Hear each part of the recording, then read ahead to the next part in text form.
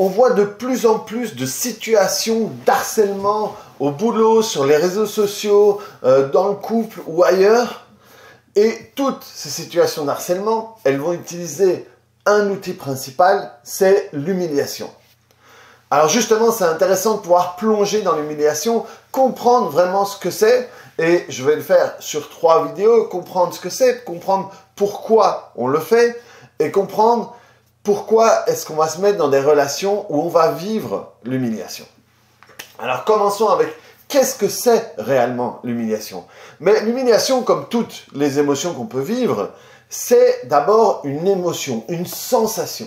Une sensation qui va être propre à chacun. Et cette sensation, elle va se produire en réaction, elle va se produire à un moment spécifique ou en réaction à quelque chose de particulier. Et ça aussi, ce sera propre à chacun. Elle va toucher les boutons, on dit ça souvent en anglais, quand on va toucher tes boutons. En réalité, qu'est-ce que ça va faire réagir chez moi, l'humiliation? Ce que ça va faire réagir souvent, ça va être des situations connectées à la dignité, au respect, et ou quand on va toucher à quelque chose qui va être dégradant ou honteux. Et ça va plus facilement se passer en public. Quand ce sera en public, on va plus facilement se sentir humilié, honteux, dégradé ou quoi que ce soit. Et donc, qu'est-ce qu'on vit? Qu'est-ce qui se passe finalement à l'intérieur de nous quand on vit l'humiliation? Eh bien, ça va être en réaction à ce que l'autre a dit ou l'autre a fait. Mais en réalité, tout ça, c'est une excuse. Parce que ça n'a rien à voir. C'est une réaction, c'est pas que ça n'a rien à voir à ce que l'autre dit ou fait, mais ça va être en réaction par rapport à ça. Et c'est la réaction, c'est ce qu'on va faire de ce que l'autre a dit ou de ce que l'autre a fait dans notre tête qui va générer l'humiliation. Et de nouveau, ce que je t'explique ici, c'est commun à toutes les émotions. Mais à chaque fois, pour pouvoir, et mon but dans ces vidéos, ça va être à chaque fois de t'expliquer finalement comment est-ce que tu peux t'en sortir. Et le premier point pour pouvoir t'en sortir, c'est celui-là. C'est comprendre qu'en réalité, c'est ce que tu vas faire de ce que l'autre a dit ou de ce que l'autre a fait dans ta tête qui va faire que tu vas sentir ça.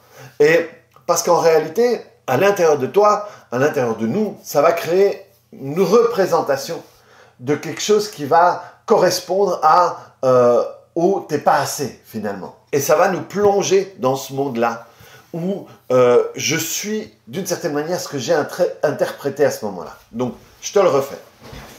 Quelqu'un va dire un truc. Quelqu'un va dire t'es trop petit, t'es trop gros, t'es nul, ce que t'as fait c'est nul, etc., etc. Je vais citer les différents critiques qui peuvent amener à l'humiliation parce que finalement, l'humiliation, c'est le pendant de la critique. C'est la réponse qu'il peut y avoir à la critique, parce qu'il peut y avoir plusieurs réponses à la critique, mais une des réponses à la critique est une des recherches finalement, et je t'invite à voir la série de vidéos que j'ai fait sur les critiques de la même manière, en trois vidéos qu'il y a 2-3 semaines. La recherche souvent de la critique, c'est ça, c'est l'humiliation. Et donc, quand on va toucher à cette représentation propre de le « je suis pas assez bien », ça va nous plonger effectivement dans ce monde de « ah, je suis pas assez bien, c'est nul », et toutes les représentations que je vais me faire en réaction à l'interprétation que j'ai donnée à ce qu'il a fait, à ce qu'il a dit ou à ce qu'il a fait. Et le temps dans lequel on va rester là-dedans va dépendre de notre capacité à prendre la main sur nos pensées. Parce que c'est nos pensées, donc on va recevoir l'information. On va en faire quelque chose à l'intérieur de nous. Ça va nous connecter à l'humiliation. On va avoir tout un flot de merde de pensées qui va venir.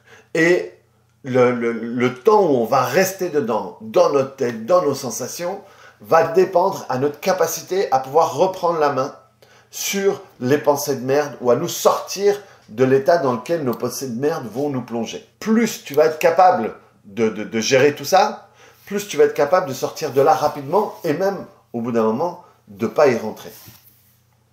Et donc, ce qui est humiliant va être propre à chacun. Ça veut dire, ce qui va m'humilier ne va pas spécialement t'humilier toi. Et ce qui va t'humilier toi ne va pas spécialement m'humilier moi. Parce que finalement, ce qui va me mettre dans cet état-là, c'est quand ce que va dire l'autre va toucher une blessure finalement. Tu sais, il y a une très vieille métaphore que j'utilisais il y a longtemps, que tu peux retrouver dans mes vieilles vidéos, c'est que les relations, dans nos relations, on va tout le temps se jeter des flèches. Et ça peut être des flèches d'amour, avec un cœur accroché, mais la plupart du temps, ça va être des flèches ou en serpentin, quand on veut faire une blague.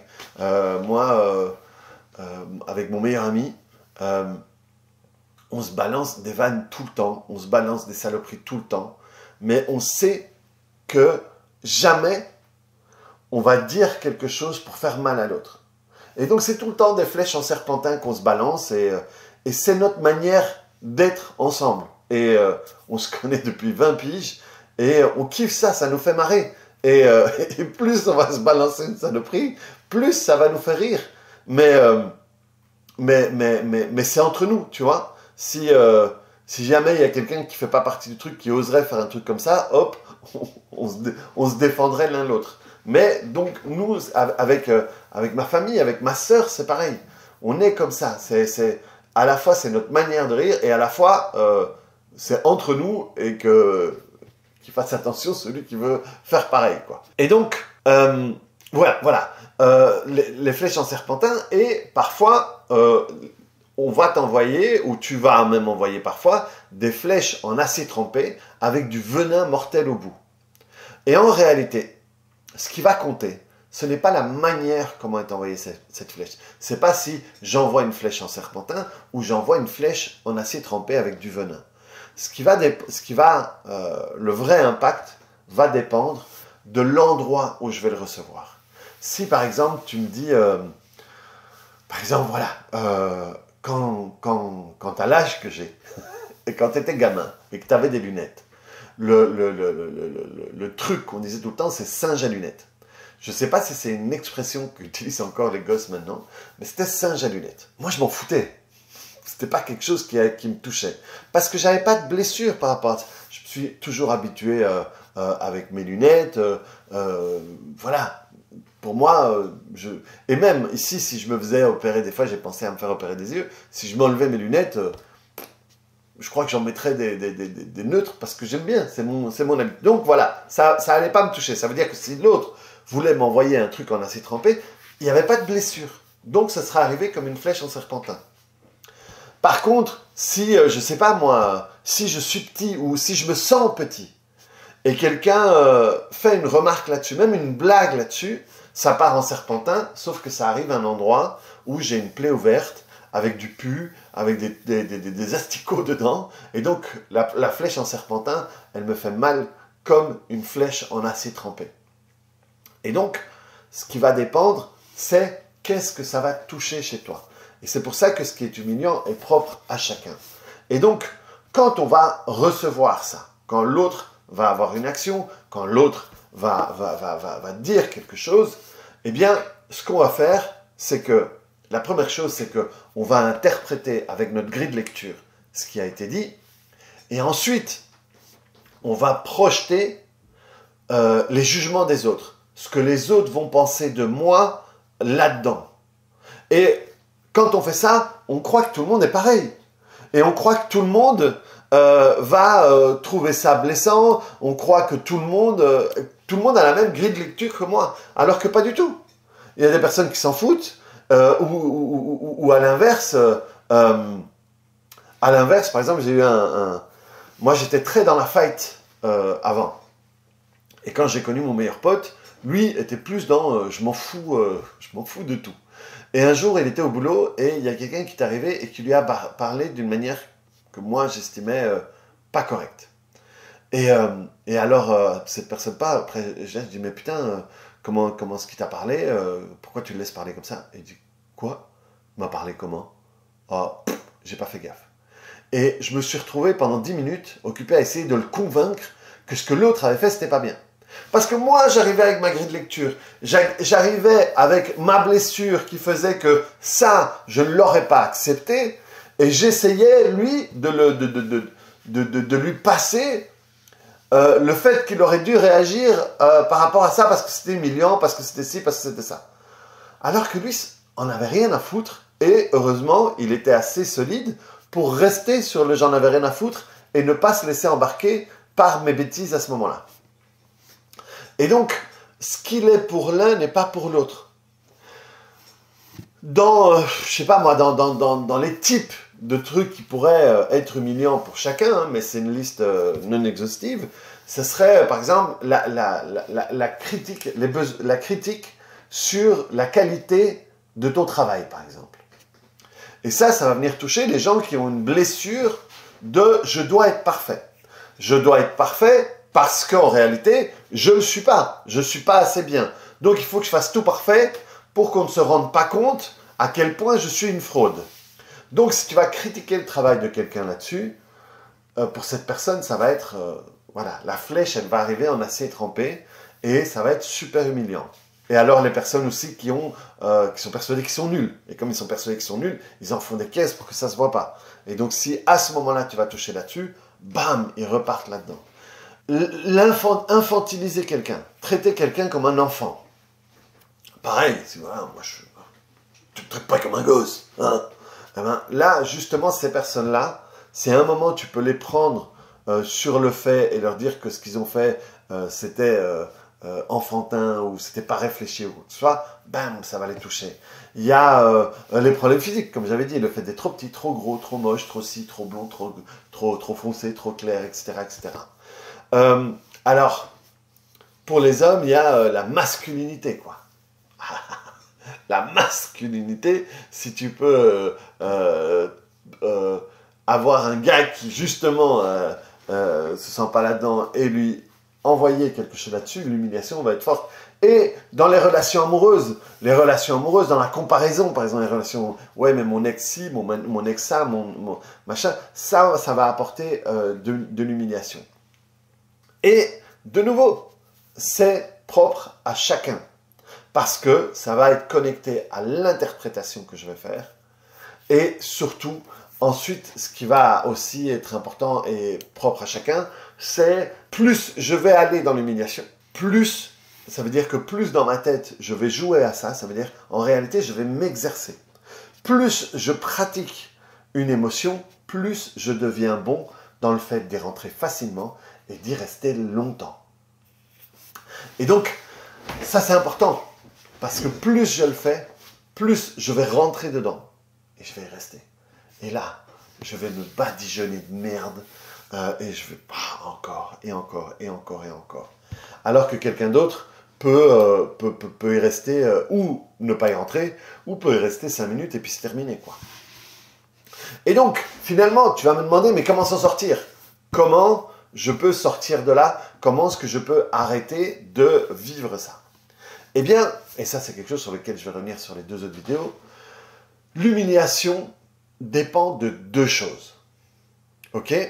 On reprend un exemple où une personne va me faire une remarque et moi je vais plonger dans l'humiliation.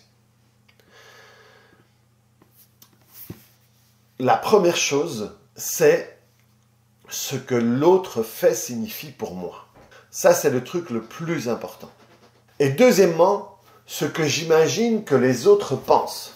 La première chose, c'est ce que ça signifie pour moi. Et ce qui signifie pour moi, ça va être connecté à mon passé. Ce sont des références de mon passé et le physique représente ça parce que dans mon passé, j'ai eu cette blessure, j'ai eu plusieurs traumas qui ont fait que je me suis créé une identité sur machin et donc, ce genre de remarque signifie ça. Le jugement que je projette sur les autres, de nouveau parce que je crois qu'ils pensent tous comme moi, et surtout, je vais imaginer qu'ils vont réagir comme les gens du passé dans mes traumatismes ont réagi. Et donc, ce que ça signifie, et ce que les autres, le jugement que je vais projeter chez les autres, va générer ma sensation. Alors qu'en réalité, ce n'est que de la projection de moi et de moi. Ce que ça signifie, c'est ma projection sur ce qui a été dit par rapport à mon passé, et surtout que des fois, ça je vais en parler dans les autres vidéos, des fois on peut le faire exprès, des fois pas faire exprès. Des fois il y a des gens qui pensent absolument pas à mal, et qui disent un truc, et nous on le prend comme une flèche en acier trempé, on met la signification, on imagine les jugements, et on rentre dedans. Et donc, ça veut dire que ces deux choses sont connectées à des événements traumatiques du passé. Sur que j'ai vécu, et j'ai conclu quelque chose. J'ai créé une croyance par rapport à ça. J'ai eu des actions par rapport à ça, et je me suis créé une identité. Le fait de travailler sur tout ça, de démonter tout ça, va faire que, mais plus tard, si éventuellement, mais tu aurais moins tendance à se mettre dans ce genre de remarques, hein, parce que plus tu es là-dedans, plus tu vas avoir tendance à co-créer ce genre d'événement. Mais dans le futur, tu vas moins te retrouver, si tu travailles ça, tu vas moins te retrouver dans ce genre de situation. Mais surtout, ce genre de remarques ne va plus te toucher parce qu'en réalité, tu n'auras plus la blessure. Le but, c'est, à travers ces traumatismes, aller trouver la blessure, la travailler, complètement cicatrisé, refait, et à ce moment-là, quand la même flèche tombera sur le même endroit, comme tu n'as plus de blessure, ça fera plus mal, et ça va tomber comme une flèche en serpentin. Donc voilà, et comprendre que, en réalité, la manière dont tu vis cette émotion-là maintenant n'est qu'une conséquence de tout ce que tu as vécu auparavant. Et donc c'est pour ça que c'est important de, à ce moment-là, moi mon travail, c'est un travail d'archéologue, essayer de trouver quel truc est connecté à quoi. Mais donc c'est comprendre que, aussi d'une certaine manière, la manière dont tu vis ce genre d'émotion, c'est un stress post-traumatique. C'est une manière de vivre les choses après un événement traumatique. Et donc si ça t'intéresse tout ça, justement des traumas et tout ça, tu verras, tu vas trouver en lien, un lien vers mon groupe Facebook gratuit qui est dédié au traumatisme et dont je parle là-dessus, je fais des lives là-dessus et tu pourras trouver plein d'informations si ça t'intéresse. C'est le portail vers la liberté sur Facebook, le lien est là. Donc voilà, si ça t'a plu, si ça t'a parlé, si ça t'a permis de t'éclairer des choses, clique sur le bouton j'aime. Mets-moi un commentaire si tout d'un coup tu dis « Ah, j'ai vraiment eu ça me fait penser à ça ou ça ». Et n'hésite pas à t'abonner et on se retrouve sur les prochaines vidéos sur pourquoi j'humilie. Et la deuxième, c'est pourquoi est-ce que je me retrouve dans des situations où je suis humilié. Salut!